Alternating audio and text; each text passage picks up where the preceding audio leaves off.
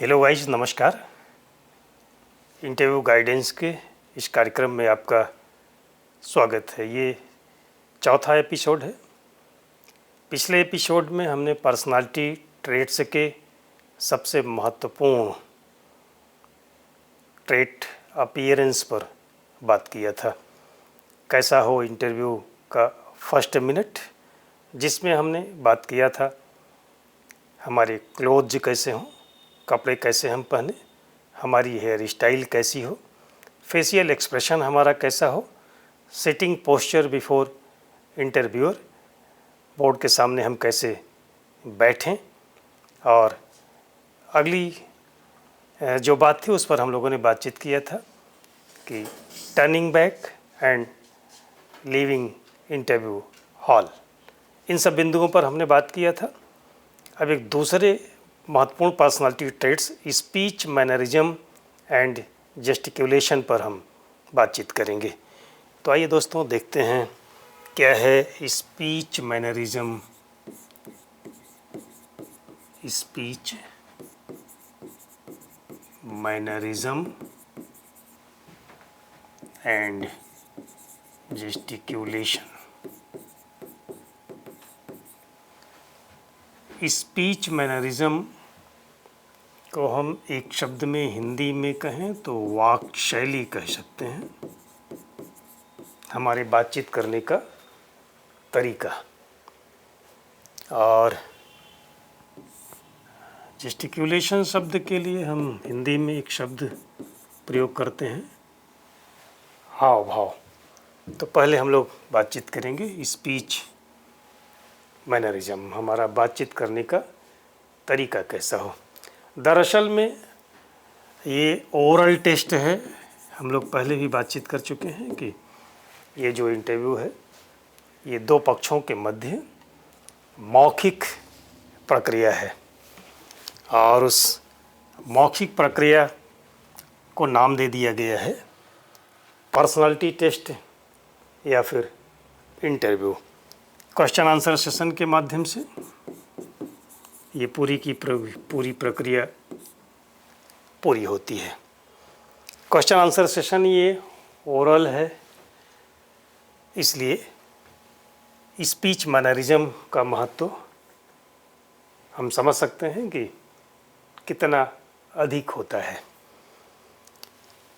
हमारे speech mannerism या फिर बातचीत करने के तरीके पर प्रभाव पड़ता है किस कल्चरल एटमॉस्फेयर में हम रह रहे हैं, यानी कि सांस्कृतिक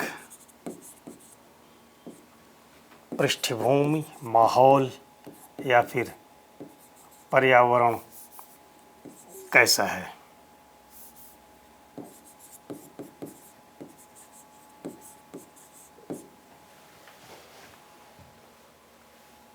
किस सामाजिक या सोशल एनवायरनमेंट में हम रह रहे हैं, उसका फ़र्क पड़ता है। हम ईस्टर्न यूपी से हैं या फिर वेस्टर्न यूपी से हैं तो हमारी वाक शैली भिन्न हो सकती है। हम बिहार से हैं तो हमारी वाक शैली अलग हो सकती है, राजस्थान से हैं तो अलग हो सकती है, हम हरियाणा से हैं तो अलग हो सकती है। यानी कि डिपेंड करता है कि हम किस कल्चर और एनवायरनमेंट में पले बढ़े हैं या पल बढ़ रहे हैं, उसका असर पड़ता है। लेकिन उसकी चिंता हमको नहीं करनी है। कुछ कॉमन बातें हैं स्पीच मैनरिज्म जिनसे कंसिस्ट करता है, कंप्राइज करता है, उन पर ध्यान दे करके हम बेहतर बातचीत कर सकते हैं। तो आइए ज़रा देखें कि क्या क्या चीज़ें स्पीच मैनरिज्म में आती हैं। तो एक तो है दोस्तों क्लैरिटी ऑफ स्पीच, और दूसरा है इट्स टोन, और अगला है speed of speaking, speed of speaking. ये 3 बिंदु हुए, इनसे कंप्राइज करती है हमारी स्पीच मैनरिज्म या फिर वाक शैली। क्लैरिटी ऑफ स्पीच से तात्पर्य है कि हम जिन शब्दों का प्रयोग करें, जिन वाक्यों का प्रयोग करें, बिल्कुल स्पष्ट हो, स्पष्ट रूप से बोलें। उन शब्दों का उच्चारण हम न कर सकें या न करें जिनका उच्चारण हम ठीक से नहीं कर पाते हैं। हम सबको पता होता है कुछ ऐसे शब्द हैं बोलचाल में जिनका उच्चारण हम ठीक से नहीं कर पाते। हम किन शब्दों का उच्चारण ठीक से नहीं कर पाते हैं हमें पता है, आप किन शब्दों का उच्चारण ठीक से नहीं कर पाते हैं आपको पता है। तो ऐसे शब्दों के प्रयोग से बचना चाहिए। सधे हुए वाक्यों का प्रयोग करें। ध्यान रखना है कि क्लिष्ट शब्दों का प्रयोग या फिर वर्बोज लैंग्वेज या ऐसी लैंग्वेज, ऐसे शब्दों का प्रयोग, ऐसे वाक्यों का प्रयोग जिसमें हम अपने आप को एक्सपोज करते हैं, हम बताने की कोशिश करते हैं कि बड़े बड़े वाक्य बोलना हमारी फितरत में है, क्लिष्ट कठिन शब्दों का प्रयोग हम कर पाते हैं बहुत आसानी से, तो इनका कोई फ़ायदा नहीं मिलता दोस्तों, बल्कि नेगेटिव मार्किंग आप कह सकते हैं कि हो जाती है जाने अनजाने, चाहे अनचाहे। तो आपको ध्यान रखना है कि जो बोलें सरल बोलें, सरल और एक ऐसी भाषा का प्रयोग करें जो कॉमन हो सबके लिए। तो ये हुआ क्लैरिटी ऑफ स्पीच। टोन की बात करें तो टोन को जैसे आप कहते हैं ना, किसी की वॉइस रिंगिंग होती है, रिंगिंग वॉइस, या इसके लिए एक शब्द इस्तेमाल करते हैं फर्म वॉइस या फिर क्रिस्प वॉइस।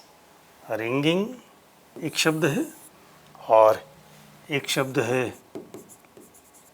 फर्म और एक शब्द है क्रिस्प। ये फर्म जिसमें दृढ़ता झलके, क्रिस्प जिसमें कुरकुरापन हो। तो वॉइस के लिए कुरकुरा कहना ऐसे तो ठीक नहीं लगता, लेकिन क्रिस्प शब्द का इस्तेमाल करते हैं। Crisp, ringing and firm tone. तो जो हमारी टोन हो अपेक्षा की जाती है वो कुछ इस तरह की हो। और अगला है स्पीड ऑफ स्पीकिंग। यहाँ स्पीड को हम 2 अर्थों में ले सकते हैं। स्पीड ऑफ स्पीकिंग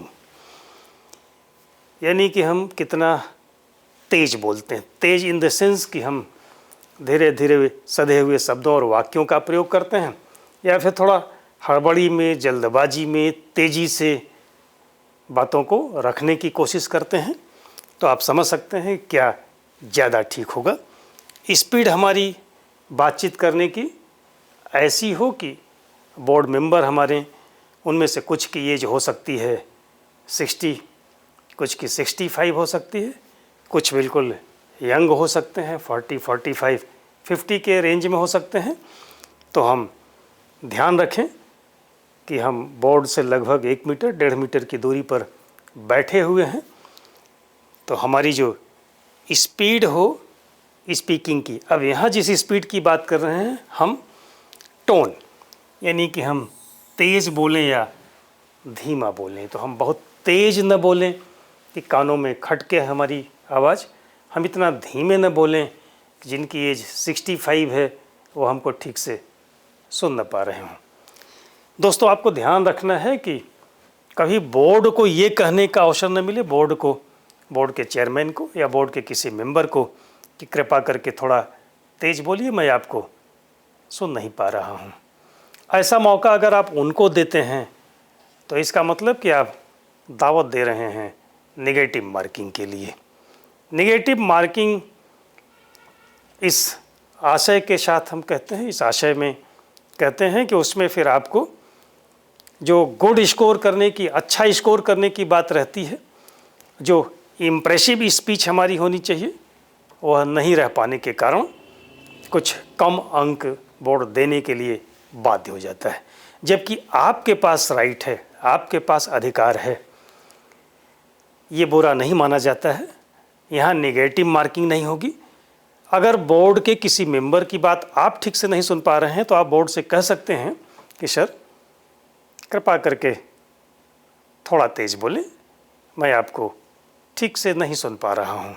हाँ, आप कह सकते हैं दोस्त, आप मौका दे सकते हैं, बट उनको ये मौका न दें कि उनको पूछना पड़े कि कृपा करके आप थोड़ा तेज़ बोलें।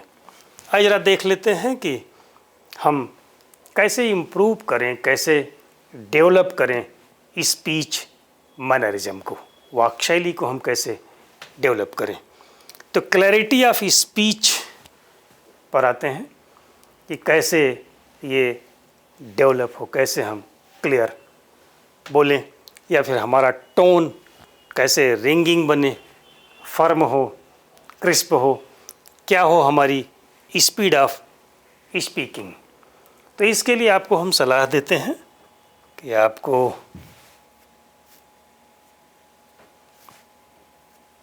हाँ रीड अलाउड। जब आप पढ़ें तो आप बोल करके पढ़ें।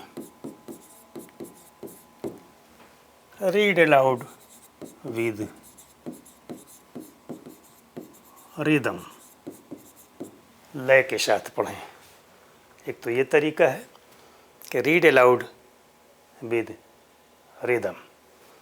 दूसरा तरीका है कि record your voice. Record your voice. आप कुछ बोलिए, कुछ पढ़िए तो उसको रिकॉर्ड कर लीजिए।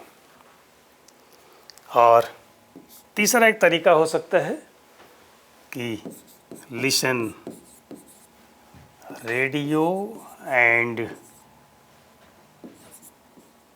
TV news bulletin. ये 3 तरीके हैं दोस्तों कि हम कैसे अपने स्पीड मैनरिज्म को बेटर करें, इम्प्रूव करें। जब हम बोल करके पढ़ते हैं, एग्ज़ाम्पल के तौर पर ले लेते हैं, जैसे आप अखबार पढ़ते हैं, न्यूज़पेपर पढ़ते हैं, तो उसका एडिटोरियल ले लीजिए, संपादकीय ले लीजिए, और उस संपादकीय को पढ़ते समय आप अकेले में हो अपने रूम में, तो आप उसको बोल बोल करके पढ़िए। जैसे बचपन में कहीं हम लोग पढ़ा करते थे तो घर में मना किया जाता है ना कि ज़रा धीमे पढ़ो या मन में पढ़ो, बाकी लोग भी पढ़ रहे हैं या बाकी लोग भी घर में हैं, उनका ख्याल रखो। लेकिन अपने रूम में, जब आप स्टडी रूम में हैं, जब आप पढ़ रहे होते हैं, तो संपादकीय को आप ज़ोर ज़ोर से कर बोल बोल करके आप पढ़िए, और उतार चढ़ाव के साथ आप पढ़िए, लय आप विकसित कीजिए। तो आपको एक तरीका आ जाएगा, धीरे धीरे प्रैक्टिस आपको हो जाएगी क्लैरिटी ऑफ स्पीच की। दरअसल में अपने से बढ़िया कोई जज होता नहीं दोस्तों। आप बेहतर जज कर पाएंगे कि आज मैंने पढ़ा, फिर मैं कल पढ़ूँगा, परसों पढ़ूँगा। डे बाय डे आपको इम्प्रूवमेंट दिखाई पड़ेगा, आपको ये पता चल पाएगा कि क्या कमी रह गई थी आपके क्लैरिटी ऑफ स्पीच में, या फिर आपके ringing tone, crisp tone, firm tone में। ऐसे आप जब रिकॉर्ड करेंगे अपने वॉइस को, तो फिर आप समझ पाएंगे, सुन करके उसको खुद आप इस निर्णय पर पहुंच पाएंगे कि स्पीच मैनरिज्म कल आपका कैसा था, आज आपका कैसा है, और अगले दिन या प्रैक्टिस के बाद वह कैसा हो गया। निश्चित रूप से बेहतर होगा। आप अपनी वॉइस को रिंगिंग बना सकते हैं, क्रिस्प बना सकते हैं, फर्म बना सकते हैं इन 2 तरीक़ों से। तीसरा एक तरीका है कि आप रेडियो के न्यूज़ बुलेटिन को सुनिए, टीवी के न्यूज़ बुलेटिन को सुनिए। रेडियो न्यूज़ बुलेटिन की विशेषता ये है कि यह ऑडियो होता है, जिसमें आपको आवाज़ सुनाई पड़ती है, तो आपका ध्यान नहीं भटकता। इसका ये एक एडवांटेज है। इसमें आपको फिगर्स नहीं दिखते, चित्र नहीं दिखाई पड़ते हैं चलते हुए, मूव करते हुए। तो यहाँ रेडियो जब आप सुनते हैं तो कंसंट्रेशन का भी डेवलपमेंट होता है, और कंसंट्रेशन का कितना महत्व है आगे कभी हम लोग बातचीत करेंगे। जब आप साक्षात्कार दे रहे होते हैं उस समय वैसे तो कंसंट्रेशन का हर जगह पर अपना महत्व है। तो रेडियो लिसनिंग से, रेडियो न्यूज़ बुलेटिन जब आप सुनते हैं तो आप में कंसंट्रेशन का डेवलपमेंट होता है, और बाकी स्पीच मैनरिज्म तो आप सीखते हैं एंकर से। ऐसे ही टीवी न्यूज़ बुलेटिन में चूँकि यहाँ ऑडियो वीडियो एक साथ चल रहे होते हैं तो यहाँ भी लेकिन आप सीधे देख पा रहे होते हैं एंकर को कि कैसे वह बातचीत करता है या कैसे वह बातचीत करती है। वह बातचीत करती है या करता है एंकर, तो आप देख पाते हैं कि जैसे वह आप ही को देख रही हो या देख रहा हो, जबकि आप देखें कि वह सारी दुनिया को देख रही होती है या देख रहा होता है। तो ऐसे ही हम अब कहते हैं आपसे कि जब आप बोर्ड के समक्ष इंटरव्यू दे रहे होते हैं, उनके प्रश्नों का जवाब आप दे रहे होते हैं, तो आई कांटेक्ट को लेकर के कि जो प्रश्न पूछता है आप उससे अपना आई कांटेक्ट बनाएं लंबे समय के लिए, लेकिन बीच बीच में अन्य सदस्यों से भी एक दो बार अपनी नज़र मिला लें तो उनको लगता है कि आप उनकी प्रक्रिया में शामिल हैं और आपको भी लगता है कि ये भी आपकी प्रक्रिया में शामिल हैं, तो उसका पॉजिटिव इम्पैक्ट पड़ता है। तो ये भी आप यहाँ पर सीख पाते हैं। जब आप अभिवादन करते हैं तो हम कहते हैं एक बार में बोर्ड को अभिवादन कीजिए, ये एक स्वस्थ तरीका माना जाता है। बार बार जितने सदस्य हैं उनको अलग अलग अभिवादन करने से आप देखते हैं ना कि एंकर जब न्यूज़ पढ़ रहा होता है या पढ़ रही होती है तो ऐसी स्थिति में आपका आई कांटेक्ट या उसका आई कांटेक्ट सभी से एक साथ होता है। ठीक उसी तरह से जब आप बोर्ड को फेस कर रहे होते हैं तो बोर्ड के सारे सदस्यों का आई कांटेक्ट उनको लगता है कि उन्हीं से आपका है, इसलिए आपको बहुत चिंता करने की ज़रूरत वहाँ पर नहीं होती है। आप अभिवादन कर रहे होते हैं बोर्ड को, तो बोर्ड को लगता है, एक एक सदस्य को लगता है कि आप उन्हीं से अभिवादन कर रहे होते हैं। तो यहाँ ये हुआ दोस्तों कि कैसे हम स्पीच मैनरिज्म को डेवलप करें, इम्प्रूव करें। आइए ज़रा हम जेस्टिक्यूलेशन पर आते हैं, जो अगला पर्सनालिटी ट्रेट्स के रूप में है।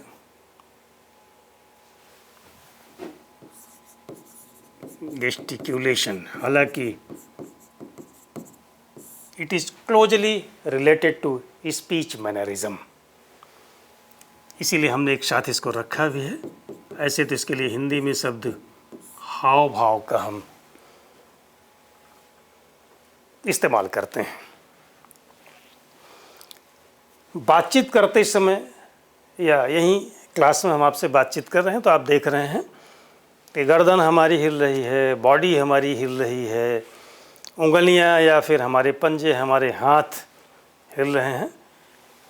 तो ये एक हाव भाव है, बॉडी पोस्चर है, जेस्टिक्यूलेशन के नाम से इसे हम लोग अंग्रेजी में जानते हैं।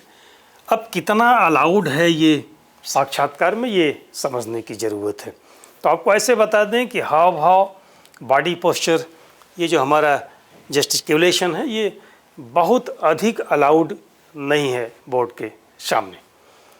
आप सुनते होंगे कि अमुक अधिकारी या फला अधिकारी के हनक से काम होता है, वह बैठा रहता है अपने ऑफिस में अपने चेयर पर और उसके जो सबऑर्डिनेट होते हैं वह काम कर रहे होते हैं, उसको कहने की ज़रूरत नहीं पड़ती है, उसको आँख दिखाने की ज़रूरत नहीं पड़ती है, उसको एक्सप्लेनेशन मांगने की ज़रूरत नहीं पड़ती है।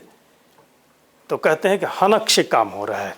हालांकि बहुत सारे अधिकारी ऐसे होते हैं जिनके हनक से काम नहीं होता है, उनको एक्सप्लेनेशन कॉल करना पड़ता है, उनको बार बार कहना पड़ता है। तो कौन सा अधिकारी ज़्यादा अच्छा माना जाता है? जिसकी हनक से काम होता है।